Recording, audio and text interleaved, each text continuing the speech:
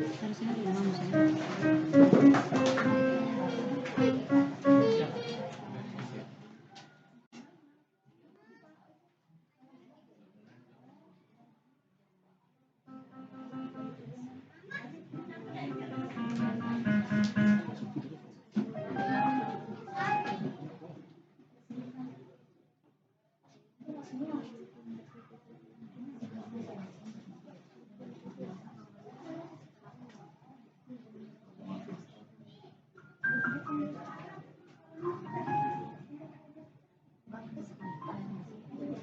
Pesannya Pak Ayu ke Pak Ibu biar abangnya. Om tantenya langsung mempersilahkan generasi penerus ya. Kalau ada anak muda, kenapa nanti nggak harus yang tua gitu. Nanti kapan-kapan Bu udah disediain sama abangnya. Siap, boleh. Termantul itu. Tuhan kasih kebaikan ya. Sedangkan hati semuanya nempel. Bisa ada yang WL. Iya. Biasanya kan dari BB kalau awal juga kan biasanya semua dari sana kan. Kemarin juga bilangnya ada juga semua. Ada. Iya benar. Ada untuk tadi belum berangkat ke satu tempat gitu aja. Saya malah udah di jalan. Saya udah di jalan. Baru ibu dapat yang bilang sih. Besok mau apa nih? Saya bajunya lain sama bawahnya lain. Saya di jalan. Tadi malam dari situ aja. Tuh, ada lagi gimana nih saya ngobrol lagi kamu. Iya. Karena benar. Kasihan yang lain.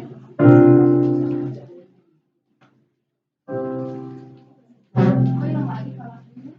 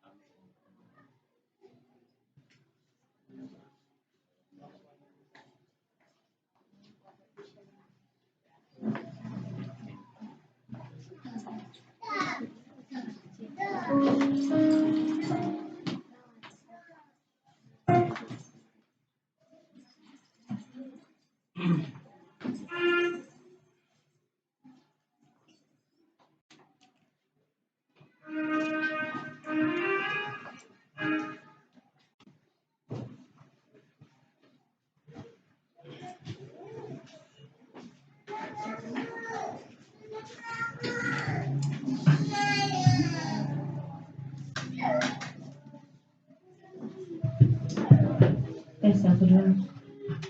Tuhan. Shalom Bapak Ibu saudara kasih dalam Tuhan. Sekali lagi shalom. Ya, puji nama Tuhan, kita bersyukur buat siang hari ini untuk kebaikan Tuhan, anugerah Tuhan yang tidak pernah berakhir dalam kehidupan kita. Bersyukur hari ini adalah hari yang istimewa di mana Tuhan akan mempersatukan saudara Richard dan juga untuk saudari Christine. Kita terus berdoa biar kasih dan kemurahan Tuhan terus melimpah di dalam ibadah kita. Mari Bapak Ibu, siang hari ini kita menaikkan ucapan syukur kita di hadapan Tuhan. Terima kasih Tuhan, kami bersyukur kami punya Allah yang luar biasa di dalam kehidupan kami Tuhan. Terima kasih buat setiap kebaikan-Mu Bapa. Yes, oh haleluya. Kami bersyukur Tuhan Yesus, Allah yang ajaib.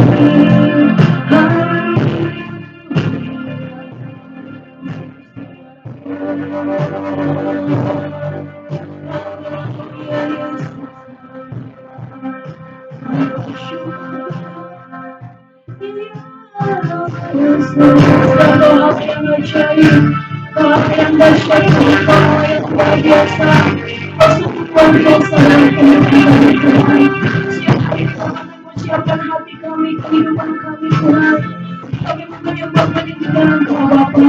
Sucikan hati kami yang sayang kami masuk dalam hadirat-Mu. Lapangkan hati dan pikiran kami hanya kepada-Mu.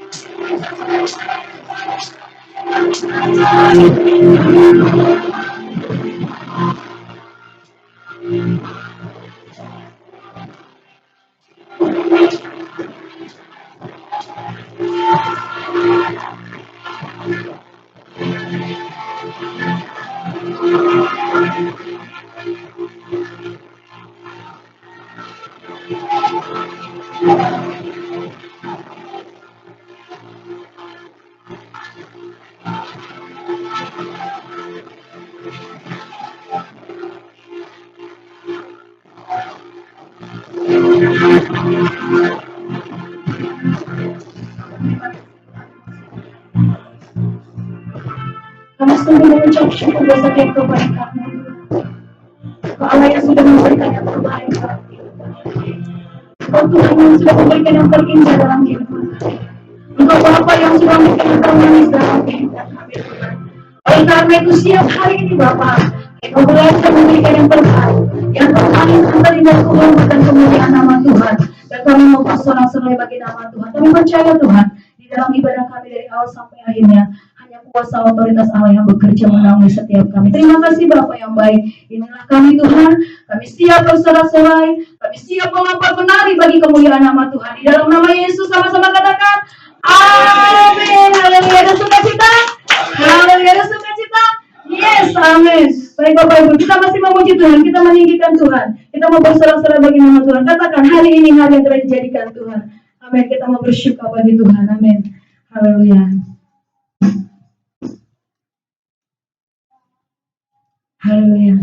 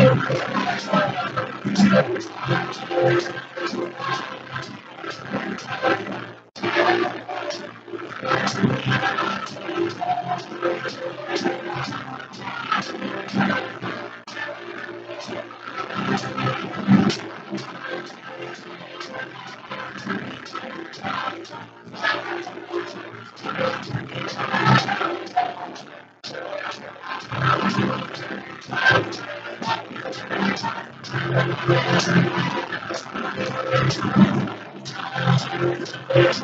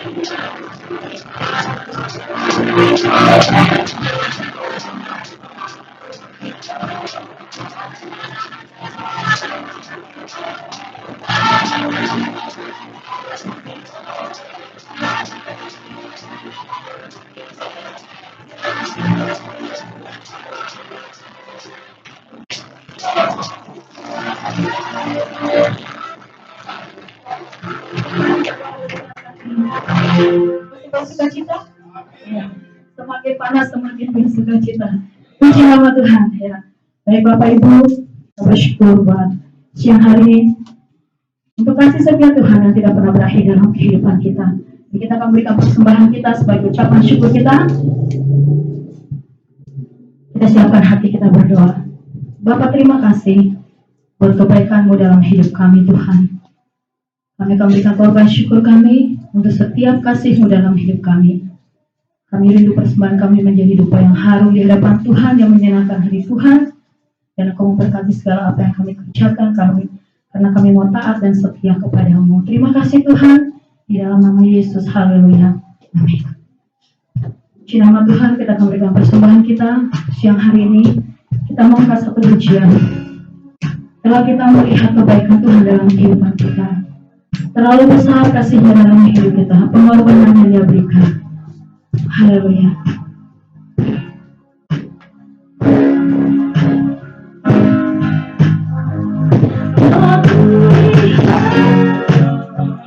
Bukti kasih hawa derita rakyatku,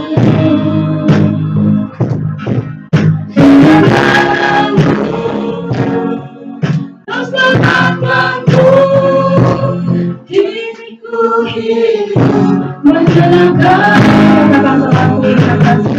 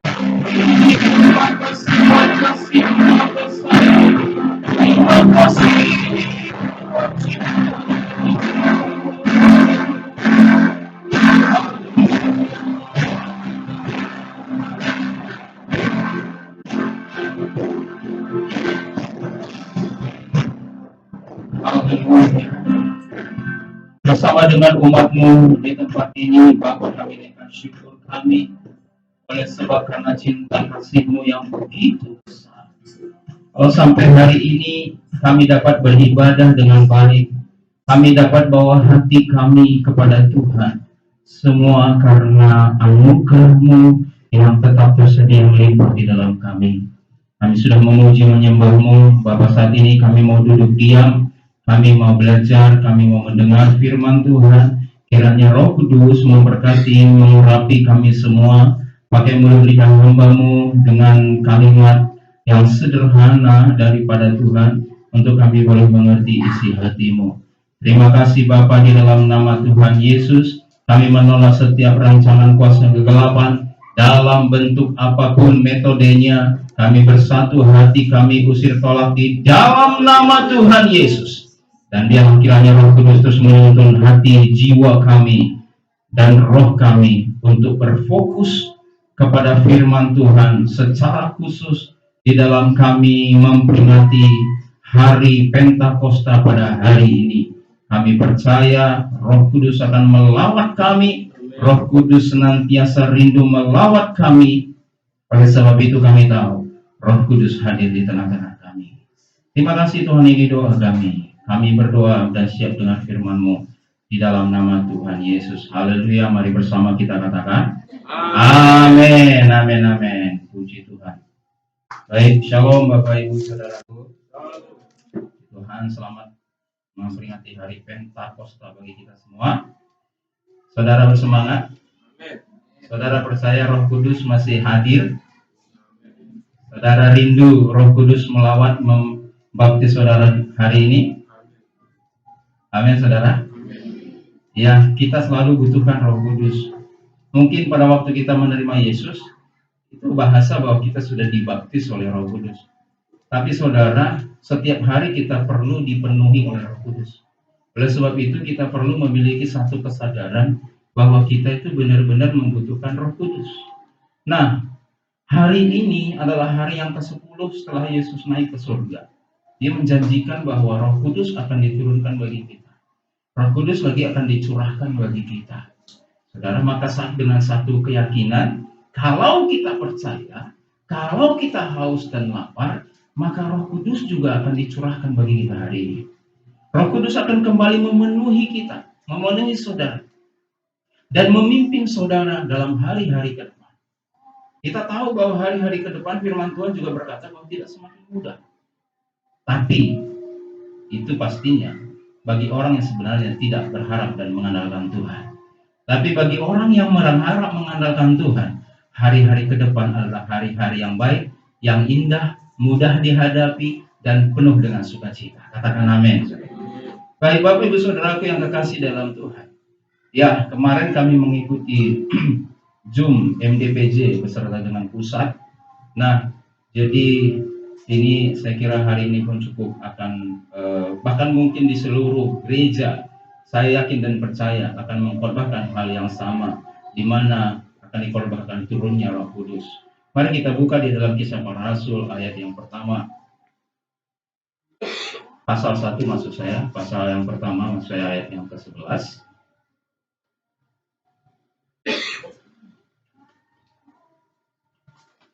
Ya. Sebelum kita akan melakukan penugahan pernikahan, tolong kedua mempelai sabar sedikit. Karena kalian jadi raja hari ini dan ratu. Jadi sebelum kesana sabar dulu ya. Oke, Kisah Para Rasul bisa disedikitkan ini kan story dikit Pak. Cek. Ya, Kisah Para Rasul pasal 1 ayat yang ke-11. Mari kita perhatikan bersama-sama, kita akan baca. Yuk kita baca bersama Kisah Rasul 1 ayat 11, 2, 3. Dan berkata kepada mereka, "Hai orang-orang Galilea, mengapakah kamu berdiri melihat ke langit? Yesus ini yang terangkat ke surga, meninggalkan kamu, akan datang kembali dengan cara yang sama, seperti kamu melihat dia naik ke surga." Haleluya. Pada waktu Yesus naik ke surga, saudaraku, mulai murid-murid itu tercengang. Dia melihat ke atas. Lalu setelah mulai tinggi, tiba-tiba ada malaikat mendampingi Yesus. Dan malaikat itu berkata kepada murid-murid, apa yang sudah kita baca. "Hai orang-orang Galilea, mengapa kamu berdiri melihat ke langit? Yesus ini yang terangkat ke surga, meninggalkan kamu, akan datang kembali dengan cara yang sama seperti kamu melihat." Nah, jadi ini menjelaskan ada dua hal.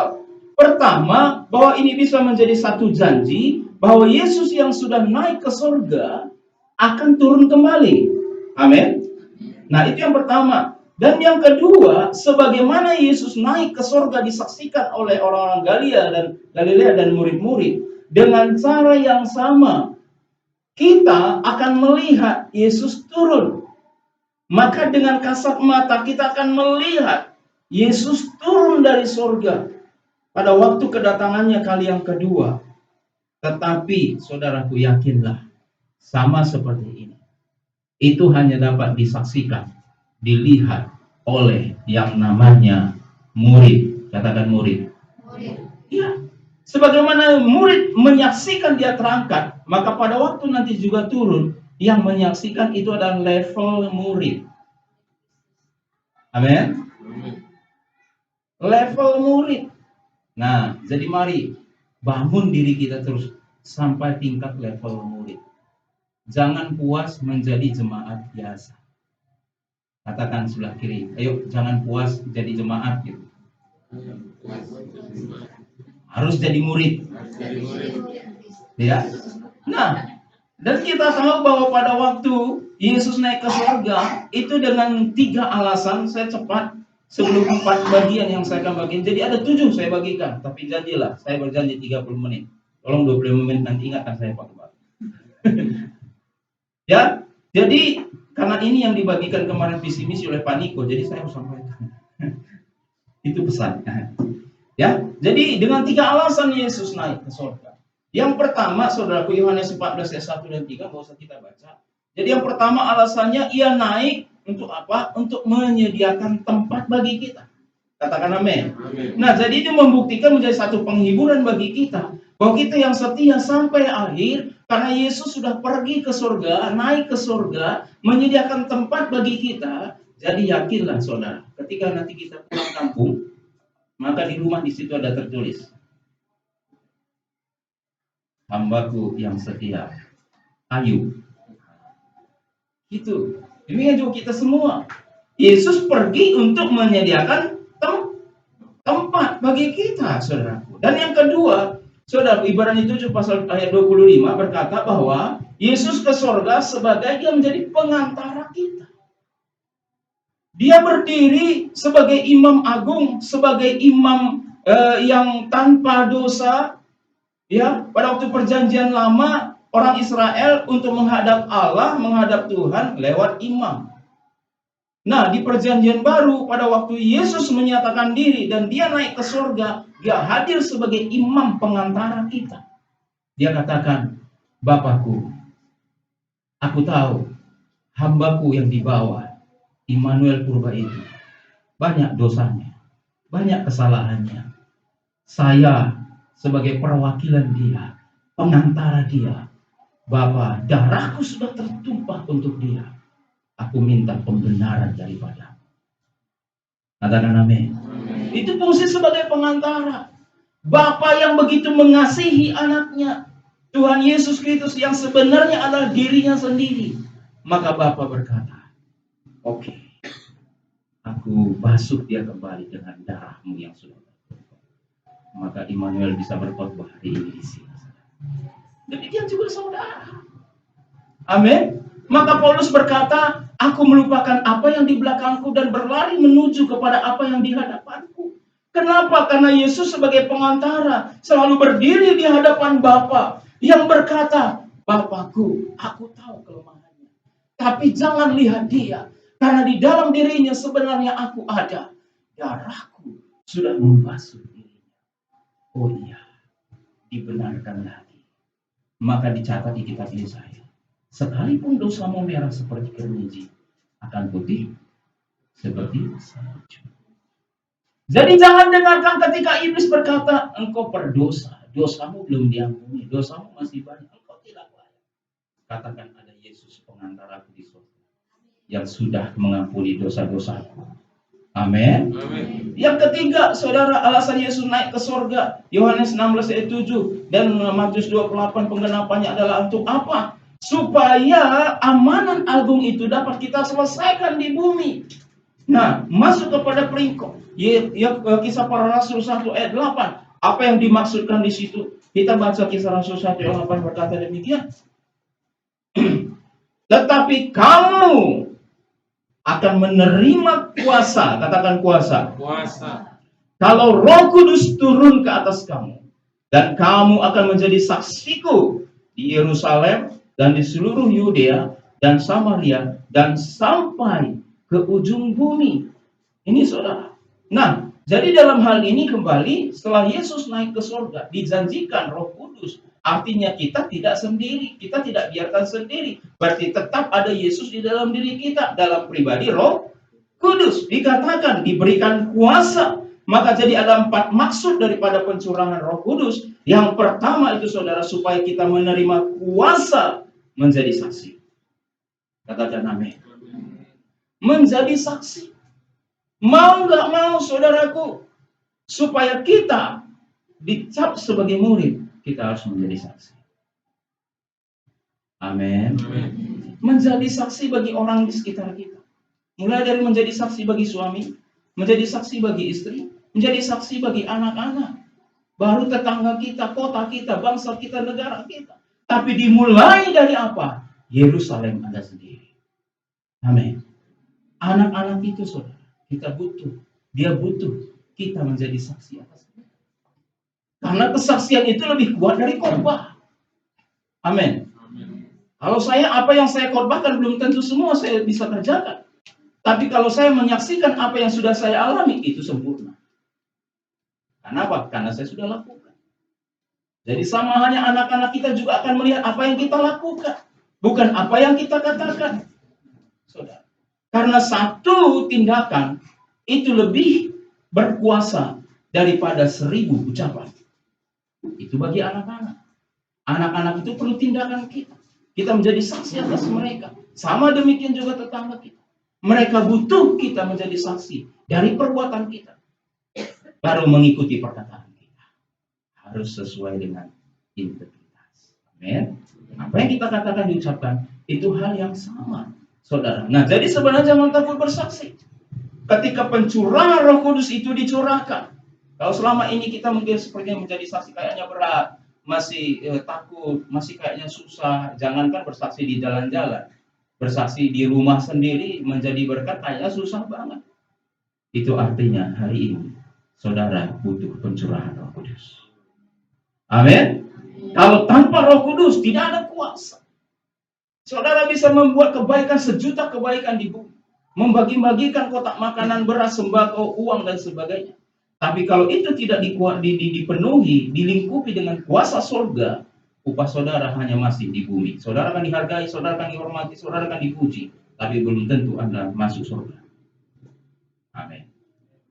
Saudara yang kekasih di dalam Tuhan. Nah, yang kedua, maksud Roh Kudus dicurahkan bahkan hari ini. Kalau kita haus dan lapar, kita akan terima lagi, diperbaharui lagi dalam hidup kita. Yang kedua, saudaraku, Yohanes pasal 16 ayat 8, ya, maksudnya supaya apa? Menginsafkan dunia akan dosa, akan kebenaran, dan akan penghakiman, saudara. Nah, jadi Roh Kudus turun itu berbicara melalui hati nurani bagi orang yang belum terima Yesus.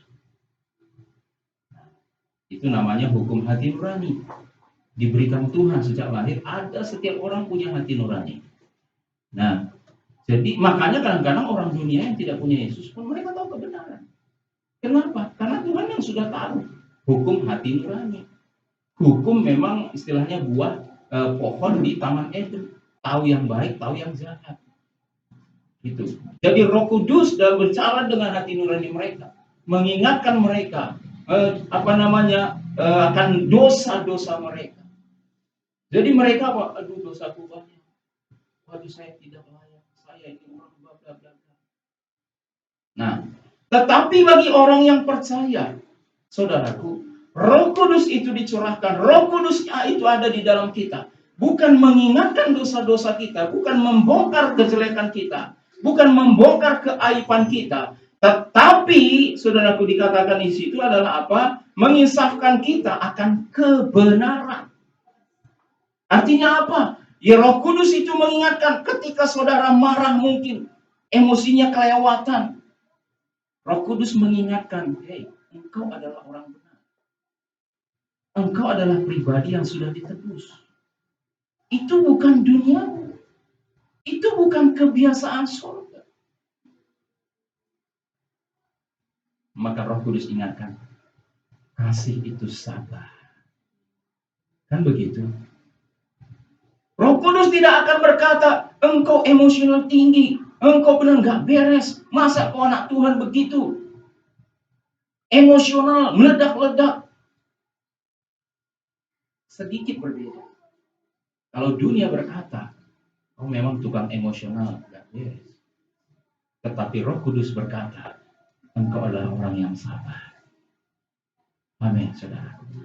Nah, jadi itu fungsi Roh Kudus, maka pentingnya kita setiap hari dipimpin, dituntun oleh Roh Kudus. Supaya apa? Supaya kita sadar, mengerti dengan penuh iman bahwa saya ini orang benar. Bukan karena perbuatan saya, tetapi karena Kristus sudah mati di kayu salib. Darahnya membenarkan saya. Darahnya menerima saya. Sehingga saya disebut anak Allah. Bukan karena kita hebat. Sehebat apapun kita lakukan kebaikan di bumi ini. Kitab Yesaya berkata bahwa kesalehanmu sama seperti kain kotor. Kain kotor di situ kalau diterjemahkan bahasa asli, saudara, itu ya maaf kata saudaraku diterjemahkan itu sama dengan pembalut wanita. Di situ kesalehan. Kalau bilang kesalehan itu sudah lingkup. Perkataannya bagus, perbuatannya bagus, pemberiannya sosialnya bagus semua. Tapi kitab Yesaya berkata, maksudnya adalah jikalau kita tidak lakukan berdasarkan iman kepada Yesus Kristus, maka semua kesalehanmu itu sama seperti kain kotor. Oleh sebab itu kita butuh Roh Kudus. Kalau ketika ada Roh Kudus, kebaikan yang kecil pun itu sangat dihargai di surga. Apalagi kita melakukan dengan iman, surga itu sangat bersorak-sorai. Maka satu orang bertobat sendiri, surga itu bersorak-sorai. Coba kalau dunia, satu orang bertobat biasa. Tapi surga itu bersorak-sorai. Amin. Surga itu bilang, saya tidak peduli. Bapa tidak peduli. Tuhan itu tidak peduli. Masa lalumu seperti apa. Tapi ketika Roh Kudus dicurahkan bagimu, engkau akan diangkat menjadi orang benar. Masa lalumu akan diselesaikan, dikuburkan. maka engkau menjadi ciptaan baru yang dimuliakan oleh Bapa. Yang ketiga, saudara. Nah, makna daripada Roh Kudus itu dicurahkan bagi setiap kita. Itu Yohanes pasal 16 ayat 3. Berkata begini. Tetapi apabila ia datang, ya Roh Kudus itu datang, yaitu Roh kebenaran, ia akan memimpin kamu ke dalam seluruh kebenaran. Sebab ia tidak akan berkata-kata dari dirinya sendiri, tetapi segala sesuatu yang didengarnya itulah yang akan dikatakannya, dan ia, Roh Kudus itu akan memberitakan kepadamu hal-hal yang akan datang. Katakan amin. Jadi yang ketiga, saudaraku, maksud Roh Kudus itu dicurahkan supaya apa? Untuk memimpin saudara dan saya kepada seluruh kebenaran.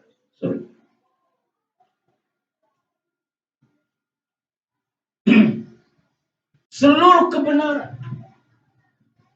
Kebenaran yang apa? Kebenaran yang sudah porsinya surga dalam diri kita.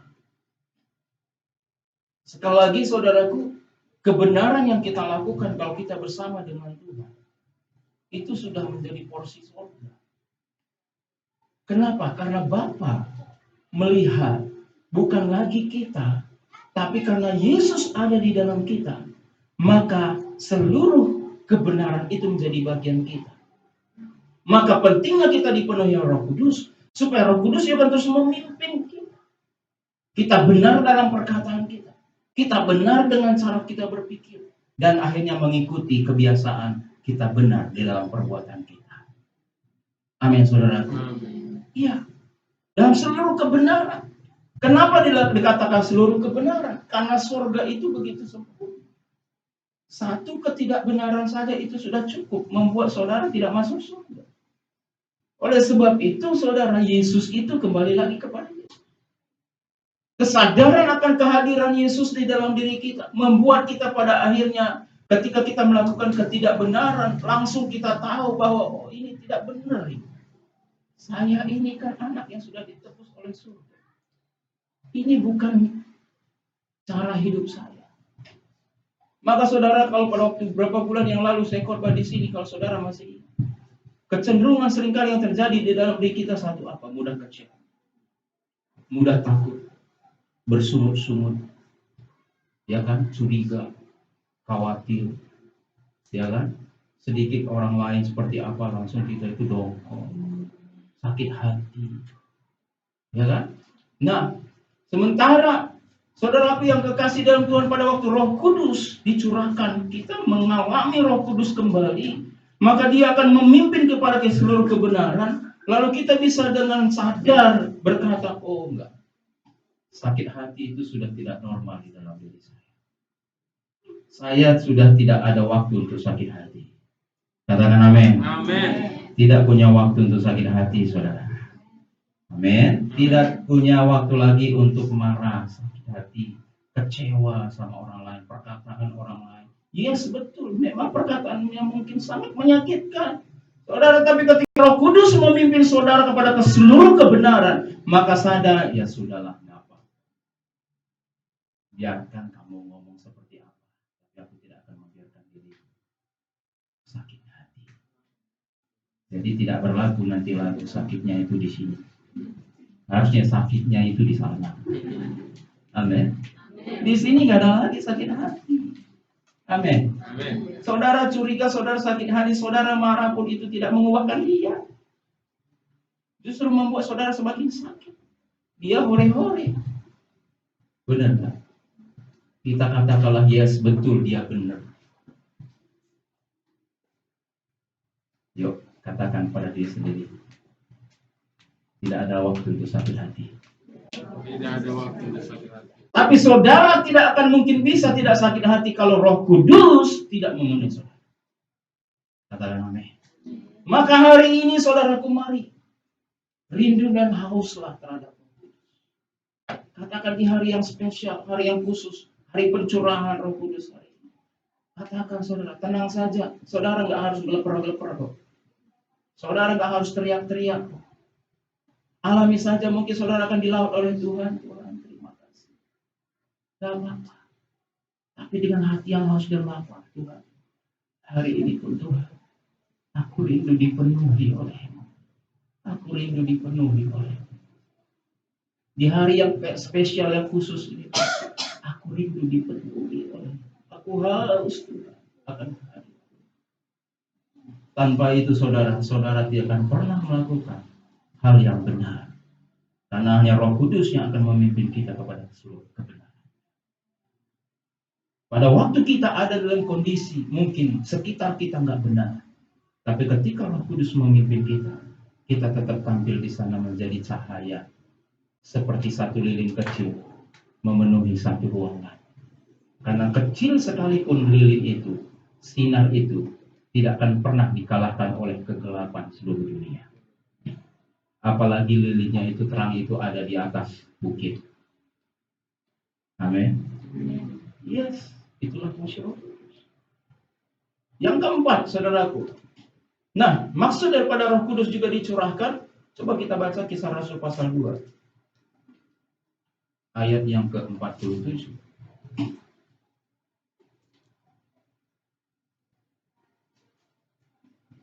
Kisah Rasul 2 ayat 47 berkata demikian.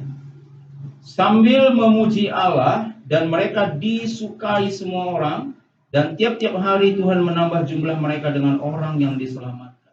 Maksud daripada Roh Kudus dicurahkan. Ya, bagian yang keempat saya bisa bagikan hari ini adalah apa? Supaya kita disukai semua orang. Oh, gimana bisa Pak Pendeta disukai semua orang? Mana bisa kita menyenangkan semua orang? Betul. Betul sekali. Tetapi paling tidak, dari apa yang saudara bisa lakukan untuk disukai semua orang. Tapi sekali lagi, kalau kita coba melakukannya dengan kekuatan kemampuan kita sendiri, saudara akan kecewa. Amin. Jadi berfokuslah bukan supaya untuk menyenangkan orang lain. Karena saudara berfokus untuk menyenangkan orang lain, maka ada istilah, apa namanya itu ya? Cari muka. Ada istilah apa lagi itu? Asal Bapak senang. Yang penting Pak Gembala senang sama saya. Nanti kan disuruh saya WL. Bukan seperti itu. Tidak usah berfokus bagaimana supaya menyenangkan orang lain. Tapi berfokuslah bagaimana Roh Kudus akan terus memimpin. Dengan satu maksud tujuan di hati, ditanam di hati. Tuhan penuhi saya. Karena saya mau menjadi berkat bagi banyak orang. Ketika kita ingin menjadi berkat bagi banyak orang, Tuhan Roh Kudus memenuhi kita, maka Roh Kudus memimpin kita. Yes. Percayalah saudara. Ketika mungkin hari ini, padahal kita merasa sudah baik yang kita lakukan, tapi ternyata mungkin mereka tidak suka. Kalau kita melakukannya bersama dengan Roh Kudus, mungkin hari ini dia tidak sadar, tapi untuk hari-hari ke depan, dia akan tahu, oh ternyata benar ya apa yang dia lakukan. Saya yang salah. Mereka akan sadar hal itu. Kenapa? Karena kita bukan fokus kepada berbuat baik, tapi kita berfokus kepada Roh Kudus yang memampukan kita untuk berbuat baik. Jadi fokusnya harus ke atas Roh Kudus, bukan di sekitar kita. Kalau kita berfokus untuk melakukan, gagal. Semakin kita ingin kuat melakukan untuk berbuat baik kepada orang lain, menyenangkan orang lain, disitulah letak kegagalan saudara. Semakin banyak orang yang tidak suka sama saudara. Fokuslah kepada Roh Kudus. Amin, saudaraku. Nah, jadi saudara, kalau lagi menjelang datangnya Tuhan Yesus kedua kali, dan itu yang kita nantikan. Amin. Saudara bersusah payah, ada kesusahan, ada masalah, ada penderitaan, sakit penyakit, dan lain sebagainya. Saudara bertahan, saudara berdoa, kuatkan saya Tuhan. Untuk apa? Karena kita tahu Tuhan akan datang kembali dan membawa kita ke tempatnya, di mana di sana kesusahan, kesulitan, sakit penyakit tidak ada lagi. Amin. Kita punya pengharapan di dalam Kristus, dan Dia akan datang kembali. Nah, jadi kemarin Pak Niko menyampaikan, saudaraku, dikatakan bahwa itu ya pada hari-hari Pentakosta ketiga akan dicurahkan. Saudaraku, ada ujungnya nanti Kalau yang pertama dikerjakan di loteng atas di kisah para rasul. Kemudian yang kedua juga ada kebangunan rohani yang terkenal di Azusa Street tahun 1906, saudaraku. Nah, itu dikerjakan begitu luar biasa. Maka saudara, kemarin juga dikatakan oleh beberapa hamba Tuhan yang memiliki karunia nabi. Pak Niko berkata demikian bahwa akan terjadi di Indonesia. Nah, dan itu mereka nubuatkan tahun 2033. Kalau masalah waktu kita nggak tahu. Tapi kita yakin dan percaya. Untuk sampai ke sana pun, mulai hari ini kita butuh terus revival. Kita butuh terus kebangunan rohani terjadi dalam hidup kita. Kita butuh terus satu perubahan terjadi di keluarga kita, di keuangan kita, di anak-anak kita. Terutama koneksi hati kita kepada Kristus. Kebangunan rohani mulai terjadi dari diri kita sendiri. Amin, saudara. Maka akan tergenapi Yoel pasal 2, di mana anak-anak kita akan bernubuat, teruna-teruna, dan orang-orang tua akan mendapat mimpi. Kebangunan begitu terjadi saja. Di Azusa Street itu, saudaraku, mereka hanya berdoa. Mereka berdoa tiba-tiba, ya di jalan itu, Roh Kudus melawat mereka. Begitu cepat sekali. Terjadi kebangunan di mana-mana, tiba-tiba tertawa di jalan. Tertawa Roh Kudus. Nah, itu saudara. Jadi akhirnya Bapak Ibu Saudaraku yang kekasih dalam Tuhan, mari di hari yang khusus pencurahan Roh Kudus, saya akan akhiri di sini. Mari rindukan kembali Roh Kudus dicurahkan. Bagi kita mungkin sudah lama kita tidak mengalami realita Tuhan, sudah lama tidak mengalami namanya perjumpaan pribadi dengan Tuhan. Kapan itu terjadi perjumpaan pribadi dengan Tuhan? Mungkin pada waktu baca firman, atau pada waktu mungkin berdoa, ya, menyembah Tuhan. Benar-benar merasakan begitu kedamaian yang luar biasa. Tanpa disadari air mata mengalir. Tanpa disadari kita berkata, oh Tuhan, Engkau begitu baik. Kita ingin rasanya lama-lama di sana. Kita tidak ingin melepaskan waktu itu. Ketika kita merenungkan firman Tuhan, kita ingin mau lagi. Dan kita bersuka cita, beria-ria seperti mendapatkan satu kekuatan yang besar daripada Tuhan. Itulah masa-masa perjumpaan pribadi. Kalau mungkin di antara kita sudah lama tidak mengalami itu, mari hari ini rindukan lagi. Katakan, Tuhan, ini aku Tuhan. Aku mau mengalami lagi perjumpaan pribadi. Roh Kudus, baptis aku kembali, curahkan lagi, penuhi aku. Amin, saudara. Haleluya. Itu saudara yang kekasih di dalam Tuhan. Ya, kita akan naikkan pujian. Penuhiku. Jadi ambil kesempatan ini. Saya yakin dan percaya bahwa tidak kebetulan hari ini pas pula hari Minggu kita memperingati hari Pentakosta. Salah satu dogma daripada Gereja Bethel Indonesia, salah satu tanda daripada seseorang orang percaya dibaptis oleh Roh Kudus, dia akan berkata-kata dengan bahasa roh. Itu salah satu tanda. Itu dia. Nah, oleh sebab itu, saudara, mari rindukan Roh Kudus. Ya, katakan, Tuhan, Roh Kudus penuhi. Haleluya. Mari saya undang kita semua bagi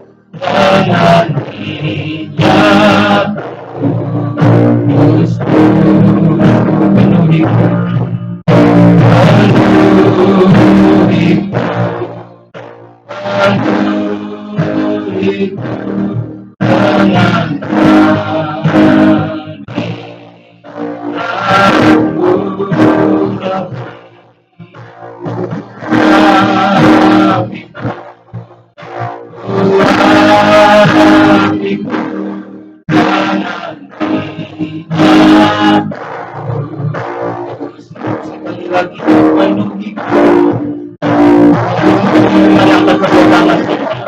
Rindukan Roh Kudus dicurahkan kembali kepada kita hari ini. Katakan dengan maaf dan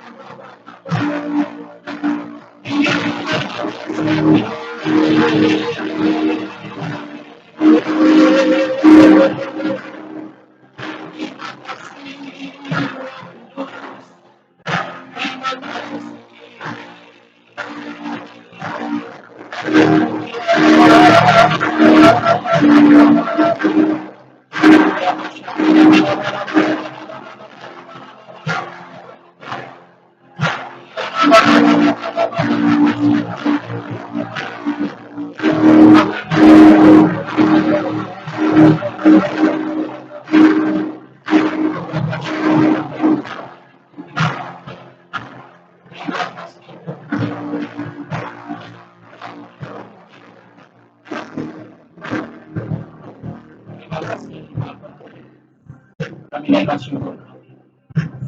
Kami berdoa, Roh Kudus Engkau Guru yang agung, kiranya menyempurnakan setiap firman yang sudah kami dengar. Lawatanmu terus membawa kami dalam pengenalan-Mu, membawa kami kepada seluruh kebenaran-Mu. Terima kasih Bapa, berkati setiap umat-Mu. Dan kisahnya sebentar kami akan masuk dalam perjamuan kudus. Engkau memberkati perjamuan yang akan kami terima dengan iman sebagai tubuh dan darah-Mu, sebagai peringatan akan Yesus Kristus yang sudah mati dan bangkit bagi kami, untuk menerima dan penebusan dosa-dosa kami, untuk memberikan kami kehidupan yang baru, yaitu kehidupan yang surga. Di dalam nama Yesus kami siap masuk perjamuan kudus. Haleluya. Amin. Silakan duduk saudara.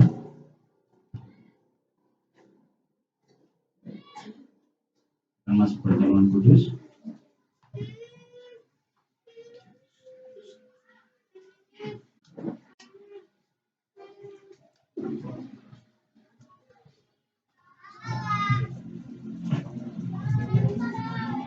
Saudara, sebelum kita makan dan minum perjamuan kudus, sama hal seperti firman Tuhan katakan, biarlah kita melakukannya dengan iman dan menghormati tubuh dan darah Yesus. Dengan cara seperti apa? Kita datang ke hadapan Tuhan. Firman Tuhan katakan, jikalau ada dosa yang belum kau selesaikan, minta pengampunan daripada Tuhan. Sebelum engkau masuk dalam perjamuan kudus, minta ampun di hadapan Tuhan, minta maaf di hadapan Tuhan, untuk Tuhan kiranya melayakkan perjamuan ini memiliki satu kuasa untuk memberkati engkau, untuk mengalami perjumpaan pribadi dengan Tuhan.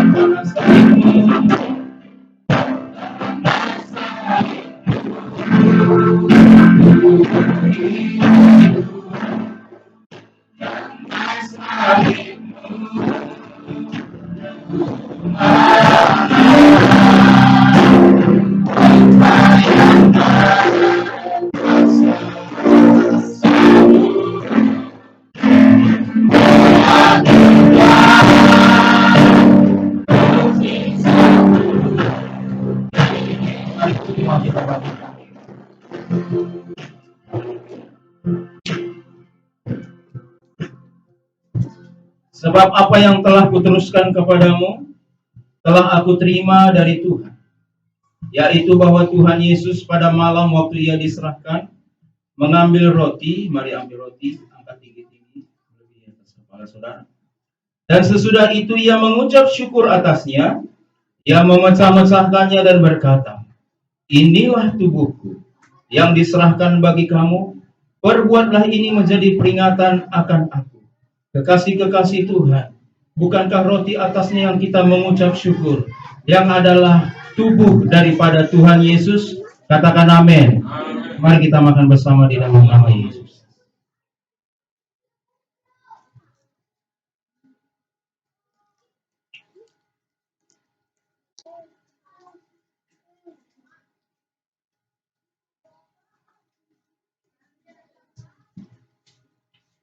Demikian juga ia mengambil cawan, mari angkat cawan saudara. Sesudah